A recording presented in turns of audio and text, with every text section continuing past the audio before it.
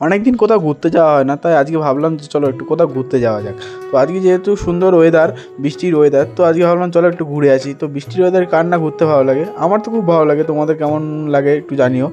তো তারপরে তাকে ফোন করলাম যে তারপর চলো আজকে তো ওয়েদারটা খুব সুন্দর, চলো একটু ঘুরে আসি। তারপরে তা বলছে যে কোথায় যাবি, বর্তির বিল যাবি না খড়িবাড়ি যাবি? তা আমি বলছি চলো যেখানে ইচ্ছা চলো, দুটো জায়গায় খুব সুন্দর অসাধারণ। তো তারপরে তা বলছে চল খড়িবাড়ি থেকেই ঘুরে আসি, অনেক দিন যাওয়া হয় না। তাই আমি বললাম ঠিক আছে চলো তাহলে খড়িবাড়ি যাওয়া যাক। তো এখন অনেকটা দূর যাব, ভাবলাম যে খড়িবাড়ি যাব। তো খড়িবাড়ি যাওয়ার জন্য তো সবার প্রথমে আমি চলে গেলাম পেট্রোল পাম্পে। তো পেট্রোল পাম্পে তো গিয়ে এখন তেল ভরাবো, তেল ভরিয়ে তারপরে আমাদের অনেকটা যেতে হবে, যেহেতু খড়িবাড়ির ওইদিকে কোনো পেট্রোল পাম্প নেই। গাড়ির তেল টেল যদি শেষ হয়ে যায় ব্যাস, তারপর তো হাঁটিয়ে হাঁটিয়ে বাড়ি নিয়ে আসতে হবে। তো চলে আসলাম পেট্রোল পাম্পে। পাম্পে এসে সবার প্রথমে তেলটা ভরে নিলাম। ভরে এবার তেল টেল ভরা হয়ে যাওয়ার পর আবার আমাদের যেতে হবে হচ্ছে খড়িবাড়ির উদ্দেশ্যে। তো আমরা বেরিয়ে পড়লাম খড়িবাড়ি যাওয়ার জন্য। তো এখন আমরা যাবো হচ্ছে বাদু রোডে। বাদু রোড থেকেই যেহেতু আমাদের খড়িবাড়ি যেতে হবে, তো চলে আসলাম বাদু রোডে। তো বাদু রোডের থেকে এবার আমাদের যেতে হবে সোজা কাঞ্চনতলা। তো কাঞ্চনতলায় হয়ে আমরা খড়িবাড়ি যাব। তো আমরা সবার প্রথম চলে আসলাম এই এনএসজি ক্যাম্প হয়ে এবার আমরা চলে যাব কাঞ্চনতলা।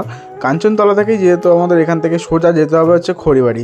তো আমরা কাঞ্চনতলা মোড় থেকে ডান দিক হয়ে চলে গেলাম সোজা খড়িবাড়ির দিকে। তো আজকের ওয়েদারটা যা ছিল কি বলবো আর। তো অসাম লাগছে, একটু আকাশটা দেখো না, মানে একদম পুরো মন একদম পুরো শান্ত হয়ে যাচ্ছে এরকম একটা ওয়েদার দেখে। তো এই সুন্দর ওয়েদারটা দেখতে দেখতে আমরা চলে আসলাম খড়িবাড়ি। আহ কি ওয়েদার, সত্যি কি ভিউ মাইরি, কি বলবো তোমাদের। তোমরা যদি কখনো না এসে থাকো একবার এসে ঘুরে যেতে পারো।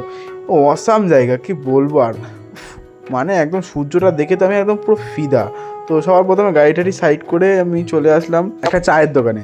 আমি আর তাবলতা মিলে চলে গেছিলাম চায়ের দোকানে। তো চায়ের দোকানে গিয়ে দুটো চা অর্ডার করে দিলাম।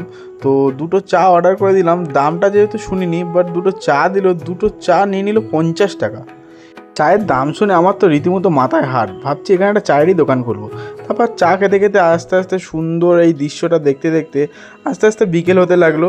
তো লোকজনের ভিড়ও বাড়তে লাগলো। তারপর এই সুন্দর ওয়েদারটাকে উপভোগ করতে করতে আস্তে আস্তে সন্ধ্যা হতে লাগলো। তো আস্তে আস্তে লোকজনের আরও ভিড় বাড়তে লাগলো। আমার তো এই খড়িবাড়িটা খুব সুন্দর লাগলো, যেহেতু আমার ফার্স্ট টাইম। তোমরাও যদি না এসে থাকো একবার এসে ঘুরে যেতে পারো। তো আমি বলবো যে তোমাদের খুব সুন্দর লাগবে, জায়গাটা খুব সুন্দর, অসাধারণ একটা ভিউ দেখতে পাবে।